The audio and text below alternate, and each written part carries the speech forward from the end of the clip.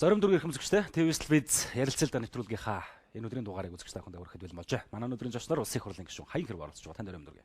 За өрөм дүргээ. Өнөөдөр бас ажилттай байх шиг боллоо. Нилээн одоо ажлын хажуугаар цаг зав гаргаж ирсэн танд баярлалаа. Тэгээ өнөөдөр төрийн ордноор ерөн сонь сайхан юу байваа? Одоо өнөөдөр төрийн ордноор юу явах вэ? Улс хурлын 4 сарын бодлогын анхны хэлцүүлэг юу нэгдүгээр хэлцүүлгийг хийгээд дуусчих шиг байна. За тэгээ хамгийн гол нь бол байнгын ордон дарга нарыг томиллоо. Санхүүгийн зохицуулах хорооны гишүүдийг чөлөөлт томиллоо. За тэгээд одоо нэг үндсийн телевизийн зөвлөх хороо билүү. Тийм байдаг. Тэрүүнийг одоо бас чөлөөлт томилох хүмүүстэй чөлөөлт томиллоо. Одоо ингээд үндсэндээ төрийн нэрийн бичгийн даргаас бусад одоо томилгооны асуудал нэг цэгцэг тал руугаа явж байгаа юм. Цэгцэг тал руугаа. Тий. Дид цайдаас авахгүй бол ер нь нэлээд ажинтай явсаар гадна. За одоо тий. Тэгээд одоо энэ ажил нэг одоо бид нар ч гэсэн одоо залхаж штеп юм тий. Одоо энэ томилгоо хурдан дуусаад бас нэг хүмүүсүүдэд одоо багч гисэн хугацаанд ажил их болцоо олох хэрэгтэй л гэж байна. Алтан уяг гэж хүний засгийн газар хөөрхий 4 жилээ дуусгах чадсангүй. Бас харамсалтай юм шиг. Ерөнхийдөө Монгол Ардын намынхан бол энэ цаг байгууллагаас хойш л ерөнхийдөө та нар бүтэхгүй явахгүй гэдэг бол анханасаа хэлж байна. Сүүлийн үед тэр унгах үеийн өмнөхөн бол та бол ялангуяа нилээн оройлоод оролцсон. За бас л хатуухан үгийг бол хэлж байсан. Хамгийн худалж ерөнхий сайд шүү чи гэж байгаа л тийм ээ. Тэгээ энэ тухай ер нь яагаад энэ засгийн газар гунах бол одоо ер нь хэр худлаа ярьдаггүй сайд томилчваа. Гэхдээ яах вэ? Өнгөрсөн одоо 2 жилийн хугацаанд явсан энэ засгийн газрын тухай бол одоо нэг яриад илүү сүзтэй. Монголын ард түмэн ерөнхийд нь харлаа. Тийм ээ. Яаж одоо үнэхээр энэ улс орны эдийн засгийг маш богинохон хугацаанд оронгоор нь эргүүлж болдгийг л харууллаа шүү дээ. Жишээн дээр шүү дээ. Тэгэхдээ бүх юмыг сайхан байна гэж ярьж байна. Тэгэхээр л эн чинь нөгөө нэг одоо үнэн худлах хоёрын зааг нь энэ дээр харагдаж байгаа байхгүй юу? Алтан уяг ерөнхий сайдын амнаас ирнэ үндсэндээ сайн байна сайхан байна гэж юу муу байна муухай байна гэж юм ярьж байгаа шүү. Бүх юм болж байна, бүх юм сайхан байна, бүх юм окей гэсээр байж байгаа л тэгэл ямар сайн дэ эдийн засгийн том хямралууч нь бол энэ бизнес эрхэлж байгаа хүмүүсүүд эргээд бүх хүмүүсүүдийг ямар нэгэн бэлтгэлгүйгээр л авчиад том нөхний аман дээр авчир тавьчлаа шүү дээ. Энэ бол хамгийн том одоо гутамшгал да. Тийм учраас бол ер нь одоо бид нар энэ өмнө гаргасан алдаагаа давтахгүй байхын төлөө явах хэрэгтэй. Энэ шинээр одоо сонгогдсон ерөнхий сайд минь бол хуучин энэ засагт нь байсан. Тэр PR элдвэмиг хийхэд бас голлох хороолтод оролцож ирсэн хүн. Тийм учраас өөрийнхөө гаргасан алдаан дээр дахиж гიშгэхгүй байх хэрэгтэй. Тийм учраас сайхан бүлгийг зөвшөөрсөн гэж ойлгож байна. Би ер нь одоо яг одоо манай бүлэг бол сайхан бэлгийг одоо жишээлх юм бол ерөнхий сайдаар томлын огт манай бүлэг бол оролцоогүй шүү дээ. Бид нар бол дэмжээгүй. Ер нь бол одоо энэ засагт орох урилгыг бол манай намд одоо томилгосныхоо дараа тавьсан. За энэ дээр бол олон зүйлтүүдийг бид нар бас харж үзсэн баг. Зүгээр манай намын бүлгийн гишүүд, намын одоо баг хурлын гишүүд янз янзын байр суурьтай байсан. Тэгээ манай нам бол одоо та бүхэнд одоо хэлэхэд мэдэндээ та нар цахилгааттай нэгэнт намын одоо өдөрлөгтэй байгууллага болох намын баг хурлын шийдвэр гарсан тохиолдолд бид нар тэрийгэ дагдаг л одоо жамтай улсуудчууд, журамтай улсуудчууд. Алтан уяг гэж хүн анхнаасаа л таны намд урилга өгсөн бол өнөөдөр улс төр ямар байх вэ? Би ерөн зүгээр одоо яг хувь хүнийхээ хувьд бол би ингэж л боддог. Хамгийн ардсан намынхны хамгийн том алдаа юундаа байсан бэ гэвэл бол өнгөрсөн 4 жил 45 тэгээ 23 жилдээ 45-20 хийдгээд одоо ийм байхад бид урилга өгөөд том юмыг харж урилга өгсөн. Одоо жишээлбэл таван толгой ойлгох том төслүүдийг шийдэх гэдэг том ажлуудаа урагшлуулъя гэж ингээд шийдэл өгөөд хамтраад явсан. Харамсалтай нь тэд нар яг нэг одоо 8-9 сарын өмнө гараад эргээд одоо олон болсон. Тэр үедээ өмнөх хийжсэн юм өргөжлүүлэх ухаан байсан бол бид нартай хамтраад явсан бол бас өнөөдрийнхээс арайч гайгүй байх байсан болов уу гэсэн бодол надад тээж л явдаг л да. Тэгээ эцсийн дүндээ бол үнэнд юм гүйцэтгэдэг шүү дээ. Зүгээр одоо үндсэндээ бол хоёр гараа өргөж бууж өгөөд л одоо хамтраад явъя, сайхан явъя, алдаа оноогоо засъя гэж л одоо бидэнд бол бүхэл хүчин чармаалтаа тавьж гуйж ирлээ шүү дээ. Архаг одоо том нам маань бас угаасаа засагт оруулахгүй бол бас цаашаа явуулахгүй бол тийм л юм харагдаад байх шиг байсан л. Явуулахгүй гэж одоо хүмүүсүүд үл яриад байгаа юм л да. Зүгээр ер нь өнгөрсөн түүхээ эргэл санал та. Бид нар бол маш олон зүйл дээр алдааг нь хэлж ирсэн. Хүн доктор хөтөлбөр хэрэгжүүлж болохгүй гэж хэлж ирсэн. Тийм үү? Бондын мөнгийг ингэж одоо зам болоод ингээд юм ямч одоо өөрчлөгөө удаан өгдөг юм юмнуудаа зарж болохгүй гэдгийг хэлж ирсэн. Хөгжлийн банкны мөнгийг ил тод болох хэрэгтэй гэдгийг хэлж ирсэн. За бодлогын алдаа гараад байна шүү. Эдийн засаг одоо ингээд байхад бол энэ мөнгө валютын ханшиг оны эсрэг бол бид нар одоо дийлэхгүй өсгөн шүү гэдгийг бол одоо манай хөрөлт агч үндэслээд олон гишүүн хэлж ирсэн. Ер нь бол бид нар одоо энэ алдаа оноогоо засаа төсвийнхээ тодтоглыг хий, төсвөө эрүүл сарвал болгоё гэдэг юмыг хэлж ирсэн. Харамсалтай нь энийг нэг нь хүлээж аваагүй шүү дээ. Тэгдэггүй маа, ийм онл байдаг юм аа, ингэж явдаг юм аа гэл явсаар байж байгаа л яг эцсийн дүндээ харахад бол бидний хэлж ирсэн юм л. Гэтэл Би чамаас нэг юм зөрүүлээд асууж байгаа. За энэ өнгөрсөн засгийн газрын үед одоо ингээд тэр 2 жилийн хугацаанд ямар шийдвэр гаргах гээд улс их оронд хэрэгтэй. Ямар юм дээр нар дээр тэгтэйд унгацсан бэ гэдгийг би бас асуух хэрэгтэй байхгүй. Хэл дээ. Ямар шийдвэр? Ер нь Арс намын энд бариад байгаа болгоо их нууцсан биш үү? Одоо бүр хол очиж үр дүнгээ өгөх гэж байгаа юмыг л эдгээр одоо өнөөдрийг хараад ингээд байна. Үгүй бидний бодлого зөв алс нь бол одоо энэ бодлого чинь жинхэнэ үр дүнгээ өгөх юм бол гэдэг байна. Та бүхэн маань арийн холыг харж чаддгүй нэг энэ 4 жилээ харсан юм шүү. За мэдгүй тэр хин холоорыг харсан байна гэдгийг бол амьдрал цаг хугацаа өөр аянд харуулна шүү дээ. Ер нь бол эн чинь сая жишээлх юм бол Оросын холбооны улс төр л нэг жишээ аваад үзлээ. Хөрвөлийн хань шунлаа гэдэг одоо ингээд огцсон мунахад бодлогын хүүгээ яаж ийн. Оросын баг бодлогын хүүгээ шууд 7 хувиар нэмчихэж 17 болгоно. Тэгэхэд буцаагаад өрөвлийн ханш нь бол чангарах тал руугаа эдийн засгийн зүйтлэр байгаа. А гэтэл бид нар бодлогын хүүгээ нэмэгдүүлэх гэдэг энэ эдийн засаг хямрахны бодлогын хүүгээ нэмээ гэдэг асуудал тавиад бодлогын хүүгээ зөөлж ирсэн шүү дээ. Тэгж жагаад өнгөрсөн 7 сард л аргагүй ирэхэд бодлогын хүүгээ манайх жоохон нэмсэн шүү дээ. Тэх мэтчлэнгээр. Ерөөсөө л бодит юмн дээр тулгуурлаж бид нар ярих авчиртай л байна. Яг шуугж байгаад одоо намжиж байгаа нэг сэдв байна. Яг одоо ингээд ерөнхийдөө энэ оноор ингээд дуусруулад модноос гарна цаашаагаа бол хонгараад энийг нэг ярихгүй байна. Монгол Ардын нам маань энэ удаа яагаад Арс намын засгийн одоо энэ урилгыг хүлээгээд авчваа гэдэг нэг удаа хаягдж үтсэн дараагийн урилган дээр нь яваад орчлоо. Яагаад? Сая бол яг зүгээр ингээд одоо бүлэг дээр бид нар янз янзын байр суурьтай байсан. За тэгээд өдөө орон нутгуудаас бас бид нар нэлээд судалгаа авсан. Хөдөө орон нутгуудын төвшөнд бол одоо бас ер нь нийлэх нь буруу гэдэг имийг намын гишүүд дэмжигч нэлээд хэлж байсан. Улаанбаатарын судалгаа бол ер нь одоо нийлээд нэгдээд явах нь зүйтэй гэдэг ийм судалгаа бол гарсан. За ажил хэрэг шүүмшүүдийн төвшөнд бол бид нар бас нэлээд уулзалтуудыг зохион байгуулсан шүү дээ. Ер нь одоо ажил хэрэг шийдвэр нь бол одоо томоохон бизнесийн төвшний улсуудтай. Бизнесийн төвшний улсууд бол ерөөсөн за би ер нь одоо үндсэндээ бидний уулзаж ярьжсэн бүх хүн ер нь нийл нэгдэж явах нь зөв. Энэ улс орн чинь баларлаа. Бидний ажил төрөл сонилоо. Та нар ороод одоо ингээд энийг чинь засаж залруулахад нь хамтраад тэмцээд ингээд одоо явах ёстой гэдэг ийм саналуудыг хэлж исэн. За намын баг хурал дээр ч бид нар чамгүй сайн хэлэлцсэн. Тэгэл шийдвэр гарсан. Шийдвэр нь бол одоо ер нь засагтаа ороод явах нь зөв юм а гэж. За би тухайлбал одоо би бол тэнд эсрэг саналаа өгөөл эсрэгэл байсан хүн. Өнөөдөр нийгмээс ирж байгаа реакцийг харахад бол орон нутгад би явлаа энэс хойш тархнаар ус ганцхан явал энэ реакцийг харахад бол манайхыг Оросныг бол буруу гэж зэмлэх нь бол одоо зөв гэдгээсээ бол бага байна. Тийм учраас ер нь зөв гэж байгаа нь бол дийлэнх талтай байна уу да гэж би бол харж байна. Дараагаас дөө сайдын томилгооны тал дээр бас яриа гэж бодож байна. Монгол Ардын намынх маань өнгөрсөн хугацаанд давхар дээлгэж зүйлийг давхар албан тушаал гэсэн үг л да тийм ээ. Энийг бол эсэргүүцсэн. Маш их эсэргүүц. Тэгээ өөртөө ингэж ороод ирэхээр бас нөгөө яриадсан давхар дээлээ өмсөж байгаа юм зүйл харагдлаа л да. Энийг та ер нь хэрхэн тайлбарлах вэ? Давхар дээлийн асуудлыг бол уллаасаа энэ чи одоо энэ жил гарч байгаа асуудал биш шүү дээ. Бид нар нөгөө нэг ардсан нам манай одоо энэний өмнө парламентод байж байгаа оны төгсөл рүүгээ сонгуулийн өмнөхөн гарч тавихад л одоо ерөнхийлөгчийг хэл санал тавиал биднийг одоо хаашаа явж үдэ хэлж ирсийг та нар санаж байгаа баг. Тэрнээс хойш яригдсан. Тэгээ хуулийн төсөл журган баригдсан. Ингээл одоо явж байгаа зүйл. Тэгвэл яг бид нар бол ерөөсөө нам дээр энэ парламент дээр ч тэр бидний хэлжсэн санал бол бодлогын яамнуудыг бол парламентаас тавьж болно, бусдын дандаа гаднаас тавина л гэдэг ийм зарчим барих ёстой гэж манай нам бол үзэж ирсэн. Манай хоёр тавигдсан яам бол хоёулаа бодлогын яам. Байгаль орчин ногоон хүслийн бодлогын яам уу? Мөн бодлогын яам, сангийн яам бодлогын яам. Тийм учраас нөгөө бусад одоо манай доногдсон дөрвигээ бол бид нэр гаднаас нь тавьсан. Ийм зарчим баримтсан. Өнөөдрийн энэ эдийн засгийн хямрал гэж яригдаад байгаа зүйлээс гарах гол шалгуур бол өөрөө хэмнэлт дахин хэмнэлт гэдэг юм. Ард иргэдээ бүсээ чангалаа л гэж манай сайдар бүгд л хэлээд байгаа тийм. Гисэн хэдий ч одоо манай Монгол Ардын намынх маань хүртэл одоо энэ алтан үнгийн засгийн газрыг ер нь бүтцээ жоохон жижиглээчээ гэл ямаа цөөлөөчээ гэл иймэрхүү шаардлагыг бас өгж ирсэн.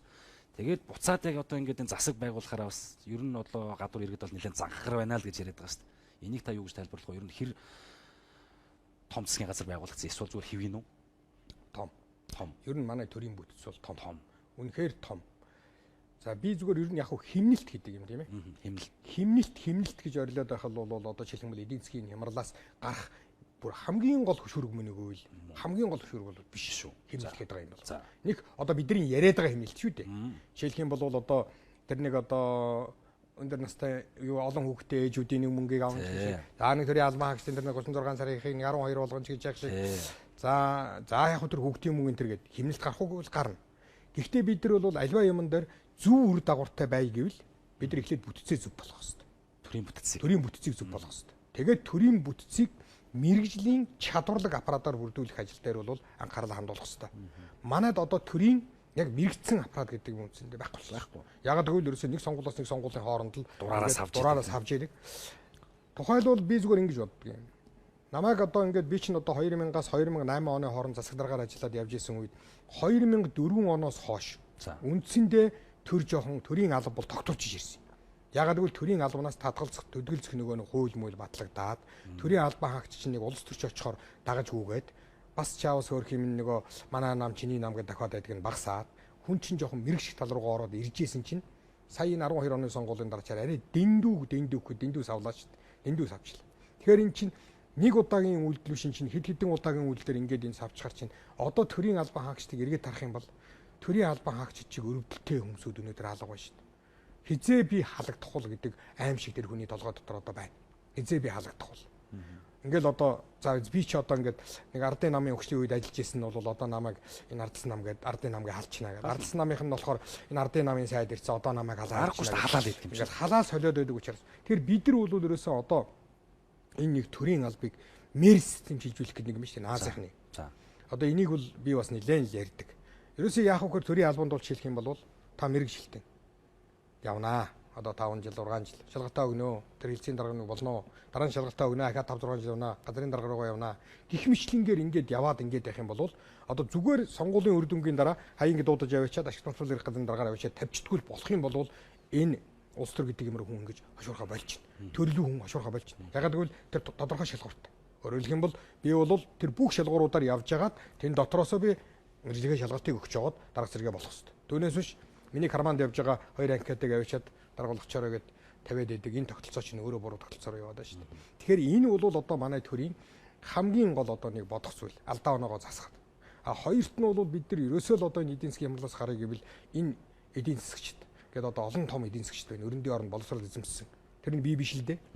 А тэгэхээр энэ хүмүүстэйгээ бид нар зөвлөлдөх хэрэгтэй. Яаж энэ өрөндийн том орнууд чинь манай энэ нэг ийм зовлонгуул эдэн бидэд дайраагүй тойроогүй дайрсан дэй таарна шүү дээ. Яаж гарах хэрэгтэй. Тэр бодлогын алдаа гэдэг юмнуудаа яаж засах хэрэгтэй юм бэ? Уул манай хуулгатаа сайн шүү дээ. Тий хуулгатаа сайн. Тэгэхээр энэ юмнуудаа харж тэр бодлогын алдаануудаа засах хэрэгтэй. Ингийн тулд нэг имийг би шаардж байгаа. Ихтүүд сайхан бэлгээс миний нэг шаардсан юм. Бүх тоогоо цагаан цаасан дээр тавьж ил болох. За. Өөрөөр хэлэх юм бол одоо өнөөдөр манай эдийн засгийн ерөөсөө яг бодит үнийн ямар байгаа юм бэ?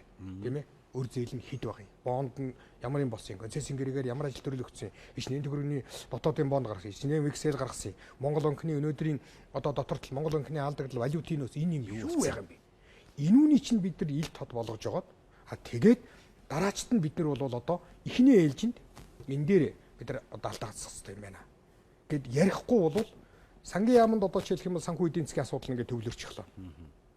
Монгол банкны асуудлыг ерөөсөө мэдэхгүй, Монгол банкны өнөөдрийн систем ямар байгааг мэдэхгүйгээр, хөгжлийн банкны асуудал ямар байгааг мэдэхгүйгээр, банкнуудынхаа ерөнхий систем нь одоо ямар хэмжээнд байгаа гэдгийг мэдэхгүйгээр тэгээд эдийн засгийн бодлогын тухай сангийн сайд ярина гэд ингээд явуул арай л биш болов уу гэж би хувьдаа. Тэр тооцоог одоо ерөнхий сайдаас өөрхөн олон мэдчих боломж байдгүй юм. Заавал ерөнхий сайдыг хүлээгээс одоо сангийн яамчин танад ирчлээ. Гэхдээ яг одоо бид нар бол тэрийг шаардж байгаа. Одоо ганцхан ерөнхий сайд шаардсан. Ер нь бол манай чинь мэдээлэл өгтөө хойрог газрууд байна шүү дээ. Ялангуяа Монгол банк, хөгжлийн банк энэ төр бол одоо ер нь бол мэдээлэл өгтөө дурггүй шүү дээ. Тэгэхээр энийг бид нар би ихтүүд ерөнхий сайд одоо анзаарсан бол ерөнхий сайдын мэдээлэлд хэлсэн. Нээлттэй байна уу, хаалттай байна хамаагүй. Ямар ч үеэс энэ яг л үнэн бодиттой тооноор л ажилдаа гэдэг санаатай байдаг. Тэгээ одоо бол яг тэр үнэн бодит тоогоо бол ил гаргаж бас цацхгүй л байна шүү дээ. Хэсэг хугацаанд хөөсөн дээр л үсрэх нь үсэрсэн баха юу. Үсэрсэн. Хэцүү. Зүгээр одоо бол бид нар ер нь зүгээр эдийн засаг бол хүнд байдалд орсон уу гэдэгтэй үл хэн ч одоо маргаад ах юм байхгүй бүгдээр хөлийн зөвшөөрлөө шүү дээ. Эдийн засаг бол үнэхээр одоо дефолт болоход сөөмөл дутуу байна гэж. Төрийн бүтцийн тухайсаа хоёулаа ярьсан. Одоо төрийн мэрэгсэн албаагч байхгүй байна гэж хоёулаа ярьсан тийм. Ерөнхийдөө засгийн одоо энэ төрийн бүтц гэдэг өөрөө улс орныг хөгжүүлэх гэж ажил хийх гэж юм байдаг юм бүтц. Тэвч манайд өнөөдөр бол зүгээр л бялуу хуваах зөв, торто хуваах зөвлөөр хүргэх зэрмэр. Ямар санд Монгол улс ерөнхий сайд гэдэг нэг нөхөр гараад ирсэн юм мест гарах урд нь байсан л гэж тайлбарлаад байгаа юм. Өнөөдөр байх ёстой юм уу, байх ёсгүй юм уу? Дээр нь сая дид сайдуудын томилгоо, боловсролын яам, эрүүл мэндийн яам нь хоёр дид сайдтай юу хийх гэж байгаа юм бэ? Ерөөсөө энэ чинь бол чиний би чиний тэр хэлээд байгаатай санал нэг байна. Бялуу хуваадаг тогтолцоо. Ер нь бол улс төрийнхний бялуу хуваадаг тогтолцоо энэ байхгүй. Тэгэхээр эн чинь манай энэ улс төр гэдэг юм өөрөө буруу яваад байгаа юм шиг байхгүй юу? Би хэлээд шүү дээ. Одоо дид сайд гэдэг хүн бол жинхэнэ мэрэгсэн хүн байх хэрэгтэй гэдэг талаас нь хандах юм бол одоо энэ шалгуурт тэнцэх дид сайд бий юу гэдгийг бол бид нар бас аваад үзэх хэрэгтэй. манайч намад ардсан намд ч гэсэн аль нь ч тэр ялгаа байхгүй. Тэгэхээр бид нар бол энэ төрлийн тогтолцоо, энэ төрлийн бүтцийг их л зөв болгох юм руу явах хэрэгтэй. Мэргэсэн төрийн албаагч байхгүй болсон гол нэг шалтгаан бол ерөөсөө өнөөдрийн манай төрийн тогтолцоо энэ ардсан нийгмийн чинь гол юм болохоор ерөөсөө даргыг дагдаг үзлээр явдаг юм буруу болсон. Ерөөсөө даргал юу гэж хэлэн түүнийг л биелүүлдэг юм багсаа. Түүнээс мэргэсэн хүн байх, чадвартай хүн байх шаардлагагүй болсон. Энэ өөр их алдаа болоод байгаа шүү. Нөгөө талдаа намуудын томилгоог хараад хахад ялангуяа сайн энэ дэд сайдууд байна. Бусад төрлийн томилгоо ингээ хараад хахад бол дандаа нөгөө нам такс төс нөхдүүдэд үр төлөх гэж энэ суудлуудыг хуваарлуулсан. Энэ өөрөө төрийн чадварыг бас нэлээд алдагдуулсан байна. Одоо энийг цааш нь хөөгд үзэх юм бол намын одоо тэр тогтолцоо санхүүжилт, улс төрийн намуудын тухай хууль, сонгуулийн тухай хууль энэ юмнуудаа бид нар одоо өөрчлөх цаг болсон юм шүү. Чи сая хэллээ л дээ. Одоо ингээд нөгөө нам дагсан хүмүүсүүд бий болсон. Энэ одоо ардчлалын нэг одоо ийм юм болчлоо гэж. Ардчлал гэдэг юм бид нар буруу хэрэгжилж байгаа байхгүй. Одоо жишээлх юм бол өөрөөр хэлэх юм бол миний сонссон мэдснээр одоо энэ барууны орнуудад бол улс төрийн тэр одоо улс төрийн албан тушаалтууд, сайдууд нь дарга нар нь одоо сая Японд харалта парламент дараагаад дахиад сонгуул хийгээл тэнд ерөөсөө жишээлх юм бол доод тэр мэрэгжлийн одоо тэр төрийн аппарат ургуул оролдохгүй. Ерөөсөө ганц улс төрийн албан тушаалтууд солигдол ингээд явдаг. Энэ л тогтолцоог бид нар чинь барьж авах гэж оролдох гэж тэгэл одоо энийг л эвдээл эсэн шид болгоод дахиад байгаа нэг юм зарчим яваад шүү дээ. А хоёрт нь чиний өвөн дотор сая жишээлх юм бол одоо танай сайдны дотор харж байхад намайг такс төлсөн гэж. Энэ амд амтсан яриаг бол ингэж ярьж болохгүй. Жишээлх юм бол саяхан одоо тэр сонгуулийн тэр сайд дарга нарыг дэд сайд нарыг тавьсан юм дээр ардын намынхан 500 сая төгрөг аваад одоо сайд нараа тавьсан гинэ гэж одоо тийм яриа явуулж ин л дээ. Ер нь бол гадуур одоо сайд дарга нарыг тавихаар дандаа тийм яриа явдаг. Манай намч биш. Ардсан намч тийм яриа явдаг. Бүх намд л одоо мөнгө өгсөн, такс төлсөн явдаг гэж. Тэгэхээр энэ бол зүгээр бас амд амтсан яриа шүү. Өнөөдөр бол жишээлх юм бол манай тавьсан сайд нараас та нар тосоод үзэлтэй энэ чинь бас аваад үзэх юм бол шууд ер нь өнөөдрийн эдийн засгийн хямралтай үед 500 сая төгрөг өгөөд одоо сонгуул Монголын үеэр өгсөн хүмүүс чаваас одоо боломж гарч ирээд өгж байгаа юм шиг өрөө төлж байгаа шүү. Сонгуулийн үеэр бол намуудыг одоо альч намыг бизнес одоо улсууд дэмждэг хуулийн хүрээний дотор дэмжээл явдаг. Тэгэхдээ би чамд нэг юм хэлье. Чи сая тэр намуудын хууль, сонгуулийн тухай хууль, санхүүжилтийн тухай хууль, сонгуулийн санхүүжилтийн тухай хууль тэр чинь одоо хэлсэн л гэж одоо аминдаа бид нар бол тэр одоо хамтран ажиллах дээр хэлэлтэд төгссөн. Ер нь бол одоо их ордын гишүүд дотор яриад байгаа бас нэг эрүүл зарвал уур амьсгал бол үгээр энэ сонгуулийн зарлыг ийм одоо аймаар юм өндөр зардалтай байлгадаг болий гэдэг юм. Ерөөсөө болий. Тийм ээ. Энэ үнийгээ бид нэр өөрчилж авъя. Сонгуулийнхаа хуулийг өөрчилъя. Ер нь бас энэ улс төрийн тогтолцоолын хуулиудаас их хамаарах байхгүй юу? Өөрөөр хэлэх юм бол одоо энэ бүтэц бүрэлдэхүүн ч гэсэн энэ парламентын бүтэц гэсэн хуулиас их хамаарна шүү дээ. Ямар хуультай байж ээж ямар шалгуураар хүн орж ирэх үү гэдэг асуудлаа тавьж өгнө. Тэгэхээр энэ асуудал бол хилцэгдээд ямар ч байсан одоо энэ эрх одоо 100 гэхэд бол энэ хуулиуд бол нэг батлагдаад гарахлуул гэж би найдаж шүү дээ.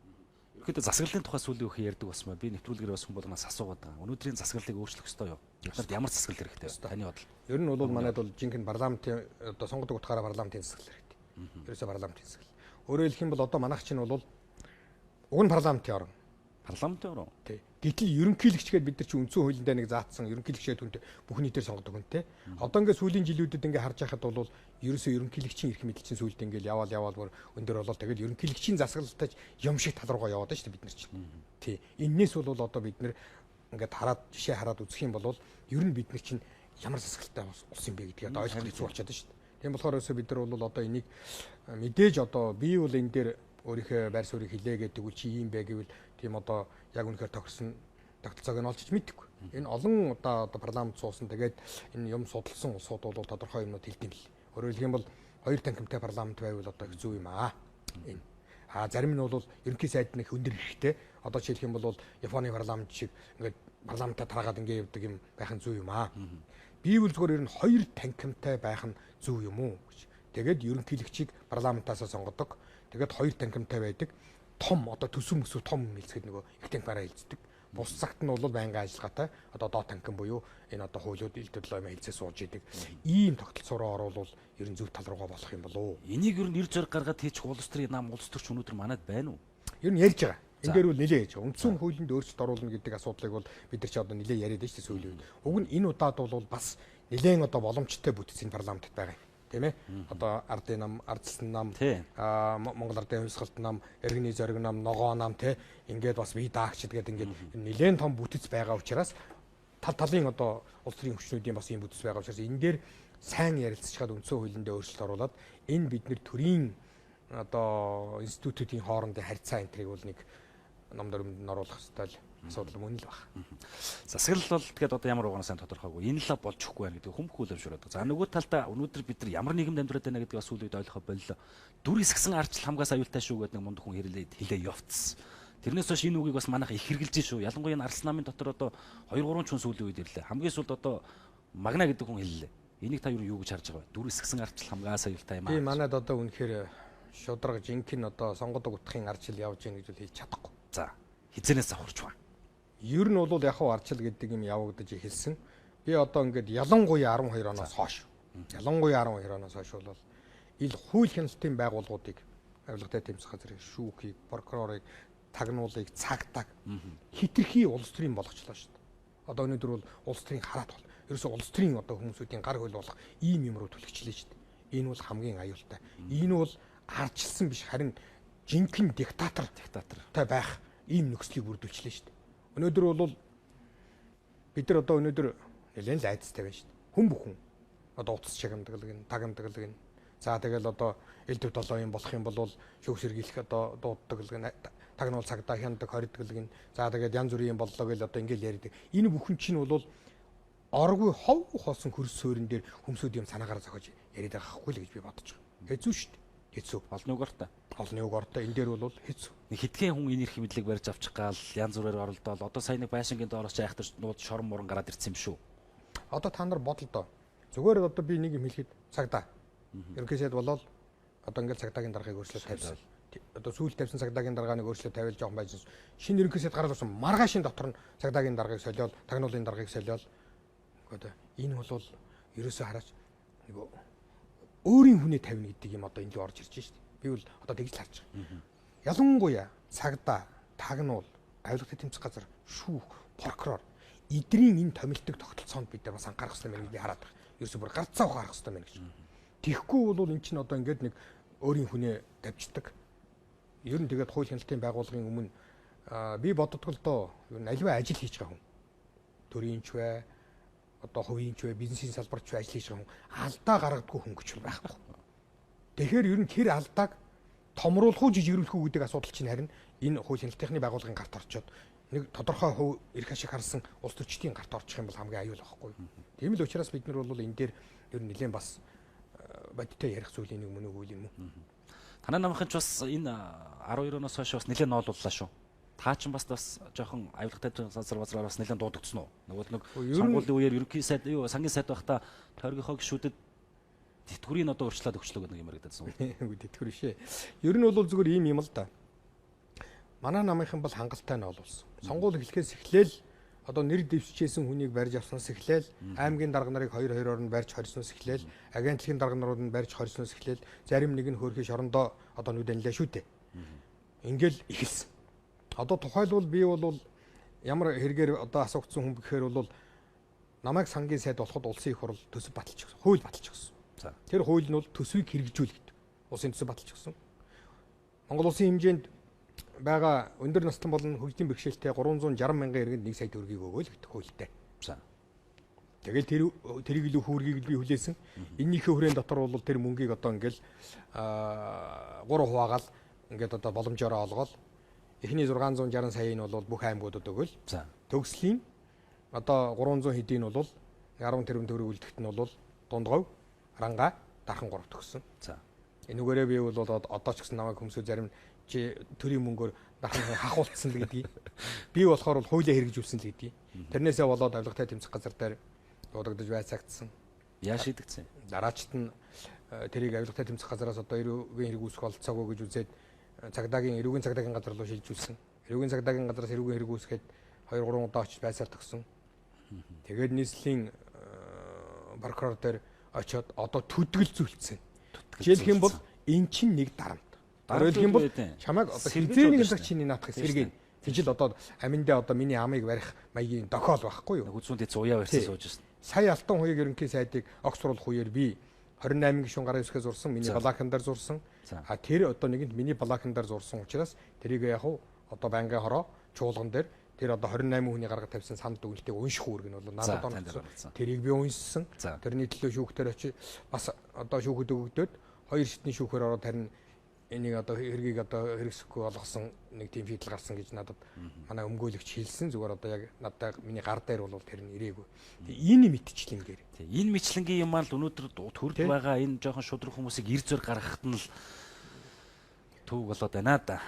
Ер нь бол яг одоо бид нар чинь бол нэг ийм имийг одоо хэлж ярьж тэгээ энэ төрд байгаа буруу юм чинь бид нар үнэндээ хэлэхгүй болвол бас хэцүү байж шүү дээ. Би бол ялангуяа үнэхээр одоо орон нутгийн төвшөнд ингээд одоо хар залуугасаа л би эдийн засагч мэрэгжилт ингээл хар залуугасаа төрийн байгууллагад ажилласан учраас үннээ хэлэхэд бол заримдаа энэ төрийн ажиллаар ингээд тоглоод байгаа. Төрийн ажлыг одоо хувийн юм шиг ингээд өөрийнхөө нөгөө хувийнхаа ажил амьдралыг сайжруулах хэрэгсэл болгох гэж зүтгээд байгаа. Тэгээд бүр улаан цагаандаа гараад яваад байгаа юмнуудыг харахаар үндэ заримдаа тэсэхгүй шүү дээ. Тэгэж одоо болохгүй шүү дээ. Энэ Монголын ард түмний амьдрал өнөөдөр ямар байна? Бид өнөөдөр Монголын ард түмний өмнө ямар үүрэг хүлээгээд энэ улсын их хурл засгийн газар энэ төр гэдэг чинь байгаа юм бэ? Энэ үнийгээ бид нар бас нэг өөдтэйхэн байлгаж иж энэ 3 сая хүрэхгүй хэдэн хүнээ бүр баян чинэлэг одоо энэ Саудын араб шиг болгодгүй маркет нэг одоо нэг 11 12 оны үед нэг хөмсүүдийн амьдрал нэг гайгүй нэг ерөнхийдөө эдийн засаг нэг жоохон өндийж ирлээ шүү дээ. Нэг ийм төвшинлөө авчираад хөмсүүдийн сэтгэлийг нэг жоохон нэг ийм тэнгэр байдалтай байлгах ийм нөхцөлийг л бүрдүүлэхийн төлөө одоо бид нар явах хэрэгтэй юм. Тэгэхээр ингийн тулд энэ улс төрийн хүчнүүд одоо олон зүйл дээр юмаа тохиролцох хэрэгтэй. Олон зүйл дээр тохиролцож, олон зүйл дээр гаргасан алдаагаа одоо зөв болгох зам руугаа явах хэрэгтэй. Энэ гаргасан хэнэрхлийг одоо энэ гаргасан алдаа бол дан ганц одоо ардсан намын гаргасан ч алдаа биш. Зүгээр ардсан намд ч байгаа, энэ намд ч байгаа, улс төрийн аль ч хүчнүүдэд байгаа. Энийг л бид нар одоо зөв болгохын төлөө л одоо ажиллах хэрэгтэй.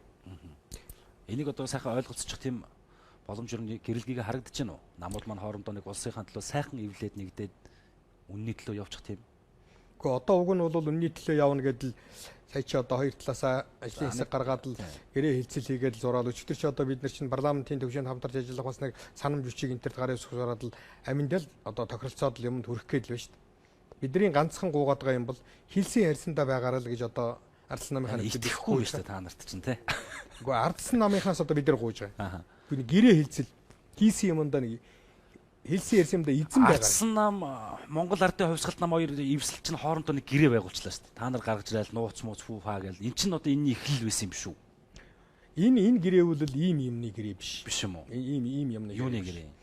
Энийг бол зүгээр би тэр тавьсан гэрээг нь харахад бол ерөөсө хоёр ном сонгуульд ялсныхаа дараа чарн юу ч хүлээд чи одоо бие бинийгээ оролдохгүй яахгүй одоо ардын нам дэвсэн хувьсгалт нам дэвсэн газар хүнээ дэвшүүлэхгүй юу ч хүлээ нэг тийм бас нэг тиймэрхүү л гэрээ байсан. Энэ бол биш. А бидний энэ бол улс орныхоо төвшөнд. Жишээлх юм бол одоо бид нар саяны одоо байгуулсан тэр гэрээ хэлцэл дээр бол сонгуулийн хуулинд өөрчлөлт оруулъя. Намуудын тухай хуулинд өөрчлөлт оруулъя. Энэ том төслүүдээ яхан бэ энэ дээр эдийн засгийн хувьд хамтарч ажиллая. Энэ бүх юмнуудаа бид нар чинь сая бол одоо зөвсөж ойлголцсон гэж бодож байгаа. Тэгээ харин одоо энэ хуулиа тэр ярьсан хүрээндээ баталж чадахгүй юу гэж. Алтан хоёрын ерөнхий сайд болох гээд манай намын бүлэг дээр ирж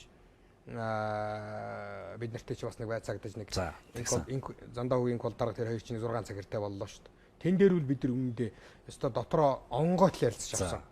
Ер нь сайн муу бүх юм одоо саяны өнгөрсөн 2 жилийн хооронд болсон процесс одоо ёстой чиний миний гэдэг бүх юмаа ярьж аваад тэгээд ерөнхий одоо явах арга замаа бол ийм юм байна гэдгийг бол би ойлгосон бахаа гэж дотроо бол тэр 6 цаг гарангийн уулзалтаас бол би жоохон сэтгэл өндөр гасан. Яг нэг үг хэлэхэд бол за эдгээр бол жоохон ер нь бас алдсан алдаагаа ч ойлгож явах шиг байна. Яаж ажиллах ёстойгоо ч ойлгож явах шиг байна. За бидний арийн шин төрхийг ч бас ерөнхийд нь зарим нэг юм дээр нь одоо гадарлаж авах шиг боллоо. Тийм болохоор бол бас нэг жоохон одоо бол зүгээр нэг 10 дугаар анги төгсөөд дэгж яваа хүүхдүүд биш дээ. Энд бас улс төрийн тогоон дотор хадагдсан хүмүүсүүд бол жоох юм ойлгосон болов уу гэж залбирсан шүү дээ. Энэ фракц намчрахал энэ одоо эрх мэдэл аваад нөгөөгөө ноолдог энэ байдлаас бодоод одоо энэ нийгэмд бас нэг болгоомжл бий болоод байна л. Хит их энэ намчрахлаас болоод одоо залуучууд хоорондоо бас үзэл бодол зөрөх, нэг нэгэ үзэн ядах ийм байна. За нөгөө талд одоо шинэ Арслан нам гарч ирэл танахыг нь олдог. Одоо буцаал модул танах хариугаа авах гал гараад ирвэл Арслан намыг бүсэн оож таарах байлгүй хариугаа авах гал. За өнөөдөр жишээ нь одоо энэ магна гээд олон түмэнд таалагдчихсан шүү дээ. Ажлаа сайн хийж нэг шадартай тавигдсанаас болоод би энэ ажлыг хийхэ боллоо гэл ингээл явал юм хортой үр дагаврууд их гараад байх шүү байх юм аа. Магнаг хин ч өгөөгүй шүү хамгийн гол нь. Яг энэ нөгөө гайтай энэ нөгөө намын чи хэнэрхлийн л асуудал. Үгүй харин тэгэхээр эн чинь өөрийгөө гайтуулаад байна уу? Өвчин болчлоо энэ ари өвчин өөрөө бас хэнийг гайтуулаад байна гэдэг асуудал. Магнаг бол хин ч өгөөгүй. Гаргасан алдаа оногоос гараад ирсэн байхгүй. Тэгэхээр ер нь энэ юм чинь болоо шүү дээ. Би түрүү хэллээ шүү дээ. Энийний үндс нь болоо шүү дээ. Миний хэлээд байгаа тэр нөгөө нэг энэ төрийн алба гэдэг юмыг бид нар бол ерөөсөн хуйлгүй дүрмгүй болгочоод байгаа чинь гай энэ. Түүнээс биш бол өнөөдөр зүгээр одоо ингээд энэ төрийн албаны юм чинь бид нар сайн гихш хуульчилж өгöd. Тэгээ ингээд хуйлтэлт хуулиа мөрдөж явдаг байсан бол нэг яамд очиж газрын дарга болъё, нэг яамд очиж агентлагийн дарга болъё гэж гүйдэг хүний тоо чинь эрс байхгүй болно. Тэгвэл сургууль төгсөөд тэгж бодож ирсэн хүн үнэхээр би төрийн албанд одоо яг ингэж одоо карьер хөөж явъя гэж бодсон хүн бол сургуулаа төгсөөд мэрэгжилтэн болох гэж гүйх хэвээр. Өнөөдөр чинь яг нарийн ярих юм бол мэрэгжилтэн болох гэж гүйдэг хүн байхгүй шүү дээ. Нэг л сэтэртэй даргал болох гэж гүйдэг хүний л залуучуудын тоолон болчиход байна. За улс төрийн намуудын энэ Монголын одоо нийгэмд залуучуудын дунд нэг эвдрэл үүсгэж байгаа нэг юм юу гэхээр хэвээр гарцаа байхгүй энэ олон янз бүрийн одоо энэ намын харьяаллын байгууллагууд байна. Бүгд тэгээ энэ залуучууд чинь одоо бид нар бол энэ оюутан тэгэхээр оюутны дээдлийн нэг залуучууд дунд уу Ахмад одоо Ахмад үе хүртэл Ахмадын холбоо гэсэн сайхан чөлөөт дардсан холбоо гэж баасан гэж хүнийг тавьсан гээл ингээл тэр чөлөөт Ахмадын холбоо манай Ахмадын холбоо гэж хоорондоо зөрчилдөв. Өөр юм нь одоо яах вэ тэгээд одоо энэ муу Ахмадын байгууллага хүртэл бид нар ингэж хувааж одоо яах вэ л гэж би бодож ирсэн. Тэгээ энэ хуваагдал талцал энэ юм бол сайн юмд хүрэхгүй л дээ. Тийм л учраас л одоо бид нар чинь нэгд хамтар зөвшөлц юмаа тэгээд зөв болго ингээд ажиллал гэсэн одоо санаал цаанаас нь нийгэм чинь өөрөө шаардж ах шиг байна. Улс төрийн хүчнүүч гэсэн ерөнхийдөө бас нэг жоохон зарчмын хувьд ойлгож л байх шиг байна л. Хоёулангалаар би танаас ганцхан асуулт асууя. 2008 онд Монгол Ардын нам холонгосон хэдий Арслан намыг одоо танхимдаа урьснаар олон том асуудлыг шийдэж чадсан гэж түрүүн таны үгэнд гарсан. Тэрний нэг нь оюутлага гэж. Оюутлагын тэр мундаг том асуудлыг шийдсэн өнөөдөр үр ашиг нь хаана байна? Ард түмэнд үр ашиг нь одоо ирсэн зүйл байна уу? Та нэг жишээ аваад яриад өгөөч. Оюутлага үр ашиггүй байна гэж бас одоо яаж нотлох юм? Жишээлх юм бол би чамд одоо хэлье. 2012 оны үед Монгол Улсын эдийн засгад эргэлжижсэн 3 төгрөг тутмын нэг нь оюутлахын хөрөнгө оруулалттай холбоотой байсан. За. Оюутлахын хөрөнгө оруулалт орсноор бол оюутлахад бид нар дэлхийн одоо энэ том хэмжээний одоо энэ компаниудтай гэрээ хэлцэл хийгээд одоо ингээд тэр оюутлахын тэр том төслийг бид нар хөдөлгөж чадсанараа гадны хөрөнгө оруулалтыг одоо 1 жилийн дотор бид нар үндсэндээ 4 тэрбум гаруй доллар болох гадны хөрөнгө оруулалтыг татж чадсан. Гадны маш олон 10 компаниудыг Монгол руу орж ирэх сонирхлыг бий болгосон. Банк санхүүгийн маш олон байгууллагууд Монголд одоо үнэхээр одоо хөгжлийн гарц байна. Энэ Монгол бол одоо мөнгө одоо босгох болцоо байна гэдгийг харж энд орж ирсэн. Тухайлбал бондыг одоо Чингис бондыг бид нар анх удаага бид нар одоо Монголын төвөнд гадны бонд босголоо гэж хөрсгөлдөг бал байсан. За. 580 сая долларыг бид нар чинь Батболтын засгийн газар үдгэж босгож Хөгжлийн банкнд. Тэр үед би Японд явж байсан сангийн сайд гээд тэр үед тэр Хөгжлийн банкнд ажиллажсэн болормоо гэж захирал энэ тэр Солонгос захирал энэ явж одоо бүтэн жил гарan явж хагаад 580 сая долларын бонд босгоход 6-аас 7 тэрбум долларын захиалга ирж байсан. Манайд одоо өгье гэж. Чингис бондыг босгож явах үед мөн одоо бас бараг 10 гаруй тэрбум долларын захиалга ирж байсан юм. Энэ чинь юутай холбоотой гэхээр бол ерөөсөө энэ том төслийн шин дагаж тэгээд энэ дэлхийн хэмжээний том компани чинь дагаж үнэхээр одоо энд бас итгэл тээж одоо гадна дотныхан бол ингэж хошуурдаг юм байна гэдэг нэг жишээг бол би энэгээр хэлж байна. Хоёр дахь нь оюутлахын гэрээг бол алдаа оноо байхгүй Монголд үнэхээр үр ашигтай төсөл гэж бол би бас хэлж чадахгүй. Би тэгтээ оюутлахын гэрээг буруу гэж ерөөсөө хэлж үзээчгүй.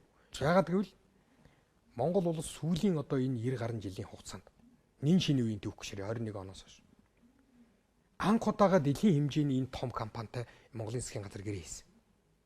Бидэнд өмнө тийм туршлага байгаагүй. Тийм учраас биднэрт бол энэ дотор алдсан алдаа бол их бий. Энээс авах сургамж юу гэхээр бид нар одоо дараагийн одоо энэ хэмжээний том төслүүд дээр бид нар өмнө алдаагаа давтахгүй байх хэрэгтэй. Гуравт нь би энэ дээр юу хэлдэг вэ гэхээр бол оюутлахыг одоо өнөөдөр хөдлөхгүй байгаагийн нэг том нөхцөл нь бол элдв популизм шүү дээ. Ерөөсөө оюутлахыг бол одоо өнөөдөр худалч хөндөөлөрөөс ингээл энэ оюутлахаа тавталгаа хоёрыг чинь ингээд бүх юмыг ухаад аваад ингээд дуусна. Тэгэл одоо нэг том хар нөхүүлтэн тэрлүүн хүм малтайгаа монголчууд орж өгөхөд л ингээд дуусна гэдэг. Одоо ийм л юмар хүний тарих угаагаад шүү дээ. Тэгэхээр бид нар чинь алдаа оноогийн дэслэх нь зөв үгүй л зөв. Гэхдээ энэ гадны том хөрөнгө оруулалтыг бид нар хийсэн гэрээн дээрээ юуг нь засах хэвээр, юуг нь залруулах хэвээр. Бид нар цаашаага одоо энэ төслийг явуулахын тулд ямар юм хийх хэвээр гэдгийг бид нар ярьж ээж иргэдэдээ зөв ойлголтох хэвээр. Дийлэнх хэсэг масс одоо ялангуяа өдөө орнотын иргэд бол байхгүй юм байна. Одоо тэр 1800 м-ийн доотлолт байгаа бүх алтын одоо устай ширэмстэй бүгдийг ухаж авч явал тэгэл Монгол хов хосон үлдэх юм байна л гэдэг ойлголттой үлдээдэг хэцүү шүү дээ. тийм үлдэхгүй ухаад аваад очор нүх үлдэхгүй юу үлдэх тийм. 1800 метрийн доотлол одоо ингээд бүр хөнгөс нүх үлдэнэ гэж би л бодохгүй байна. За юу 1800 метрийн доороос тэр юмыг ухаад аваад явах тэр технологи тэр юмыг бол би ойлгоход орч нэг удаа энэний өмнө парламент тагцаа нэг харсан л да. Ерөн зүгээр л гэхдээ тэр зураг төсөл бүх юм үзсэн. Үнэхээр бол тэр бол мэдгүй зүгээр одоо Монгол орн тэрийг хизээ ашиглаж чадах юм гэдгийг би мэдэхгүй. 1800 орчим метрийн гүн рүү яваад газрынхаа гүндээ 126 км зам тавиад тэгээд тэр доор нь одоо энэ газрын гүн дээр явдаг тэр 40 50 тонны машинууд яваад дээш нь тэр хүдрээ зөөж гаргаад тэгээд конвейероор ингээл одоо баяжуулж ярил явхал ийм л юм байна лээ. А зүгээр оюутлахын гэрээг би юусэн дахиад хэлье. Би 100% одоо Монголын талд бүрэн дүүрэн ашигтай айхтар гэрээ одоо болчихсон гэж одоо тэр гэрээний үндэс суурийг бас сайн мэдэхгүй байж тэгж нэг хотлоо ярих бол сонирхолтой. Ямар ч байсан манайд өөр ашигтай байсан. Бид нар бол одоо Хиламаа олцоод хурдан явуулахгүй бол харин хурдан явуулахгүй. Анх хэлэхдээ 4 тэрбум. Одоо 7 тэрбум. Бид нар хэрүүлээ хийж гад явуулахгүй магадгүй ирэх жил 11 тэрбум. Энэ бол одоо ингээд эцэст нь харж байхад бол төрийн өмч оролцсны л гал одоо гарч ирж байгаа шүү. Төр оролцох ёсгүй байсан. Ер нь энэ том төр оролцохоор бас юмд гайвалдаг тал биш үү? Том ордуудыг бол зүгээр ингээд одоо бие үл мэрэгжлийн хүн бишээ. Зүгээр ингээд харж байхад бол зарим орнуудад би ч бас энэ уулуурхайн чиглэлийн юмнуудаар энэ Канад, Манад, энэ тэр энэ Австрали энэ чинь бас явлаа л да хүмүүстэй болдог. Ерөөсөө л энэ чинь аливаа улс бол ийм том уулуурхайн төсөлтэй. Уулуурхай гэдэг чинь өөр асар хэрэгсэлтэй бизнес юм байна шүү дээ. Тэхийн тулд бол бүх төрлийн татваруудаа хамтлах хэрэгтэй байт юм. За. Одоо хамгийн сүүлийн тэр техник технологиг ашиглахыг шаарддаг юм. Тэгээд байгаль орчинд халгүй холгүй байх талаас нь. Байгаль орчинд нөхөн сэргээлтэй холбоотой асуудлуудаа чанд гэрээ хийдэг юм байна. Тэгээд одоо тэр ажиллах хүчин бусад одоо дотоодоос авах нийлүүлэх юм дээр нарийн тохирол ингээл явдаг л асуудал байдаг. Тэгхийн бол асуудал арай өөр байна. Одоо ингээл энэ манай 34% байгаа болохоор өртөг нэмэгдээд байна гэдэг чинь тэд нар шиг бас л явахгүй л одоо шулдаг улсууд шүү дээ. Ирээд янтаг гэхээр хөөх юм уу Монголын талыг ингэхгүй $1 гарсан ч илүү байвал усч ил гэж бодно шүү дээ бизнес хийж байгаа. Хөрхөм оюутлахад сүүлийн үед тамад сажиндоо чаавас. Ерөнхийдөө бол жоохон төр горилсон, алдан тушаал горилсон, төрд орохыг бодсон нөхдүүдийн л нэг одоо нийлээл бөмбөг тоглодог заашгил болцсон нэг тийм л талбай болж байгаа шүү. Одоо бид нар чинь оюу толгойг тэгээд одоо энэ 5 толгойг энэ мэтчлэнгээр тоглоод байх юм бол тэгээ Монгол энэ том төслүүдийг хөдөлгөж чадахгүй бид нар одоо энэ ордон дотор бид нар мянган сайхан үлгэрийн гоё юм яриад явахгүй шүү дээ. Одоо бид нар энэ урт нэртэй хууль гээл юм яриад байгаа. Тухайн үедээ бид нар өөрснөө батлал гаргаад ирсэн. Тэрнээс үүссэн хохирол юу вэ гэдгийг одоо бид нар ярих хэрэгтэй л байна. Жишээлх юм бол 100 гаруй компани 6 тэрм 6 их 80 төгрөгийн одоо хохиролтой ингээд үйл ажиллагаанд гатчихсан сууж байгаа. Тэгэхээр бид нар энийг чинь одоо нэг талд нь бас нэг одоо тэр дагаж мөрдөх хуулинд өөрчлөлт оруулдаг бол оруулаад явуулах ёстой гэдгийг явуулаад үнэхээр хаах ёстойг нь хаагаад за тэр өгдөг авдаг тэр үнэхээр тэр хөрөнгө санхүүг оруулсан компаниуд төрн чаддаг юм бол тэр мөнгө өгөөд ингээд эн чинь бид нар нэг талдаа багтааж юмаа явахгүй бол энэ юмнуудыг асар их харж байгаа байхгүй. Одоо нэг гадны хөрөнгө оруулалтын харж ирсэн бид нар тэр нэг өнгөрсөн парламентын төгсөл дээр нэг айхтар хууль батсан шүү дээ. Гадны хөрөнгө оруулалт хязгаарлах юушүүлээ шүү дээ. Тэр чинь бол гадныхныг үргээхэд одоо шамгуул үүрэг үүсгэсэн зүйл шүү дээ. Тэгээ тэрийг харин нэг муу юм засал залруулад хөрөнгө оруулалтын хуулийн анзлаад авчихсан. Одоо энэ урт нүдтэй хууль чинь дараачд нь бол бас тодорхой нөлөө үзүүлснэг үйл маш их нөлөө үзүүлсэн уулуурхайн салбарт бол тэгээд энэ мэтчлэнгээр бид нар гаргасан алдаа онооных юмнуудыг одоо дэнсэлж ярих цаг болсон. Түүнээс биш одоо хин нэгэн хэсэг үлэг хүмүүсүүд нь ухаантай болоод нэг хэсэг нь ууж идэгчих юм шиг юм яриад дараад тавьчлаад байхын оронд бол ил тод юм гаргаад тавьж агаад нээлттэй хийж байгаа. Хармууга дэвсэд суугаад гадныхнаа сайхан даллах хэрэгтэй. Уу одоо бид нар тэгээд энэ гадныхгүйгээр хөгжиж чадах уу? Харин яг бол мэдэхгүй зүгээр одоо мэдээж энэ дэлхийн нийт чинь бүхэлдээ одоо ингээд интеграчлагдана гэж тийм даяарчлагдаж байгаа гэж яриад байгаа шүү дээ. Ийм үед бол бид нэр гадны техник технологиг оруулж ирэхгүйгээр гадны одоо том хөрөнгө оруулагчдыг оруулж ирэхгүйгээр Монгол тэгээд энэ хоёр том их гүрний дундаас гараад айхтар хөгжөөд явна гэдэг нь би юу л гэж бодож байна. Бидний ярилцах хугацаа үгээр өндөрлж байгаа маань сүүлийн асуултыг би тантай товчхон хариулж өгүүлсэн байна. Монгол Ардын намынх маань сүүлийн үед нэг жоохон бүлгэл фракцэн жоохон зөрчилтөнтэй нүг юу? Хотынхонтойгоо жоохон эрх мэдэл булаацалсан иймэрхүү мессеж юм сүүлийн их гарч ирээд шүү.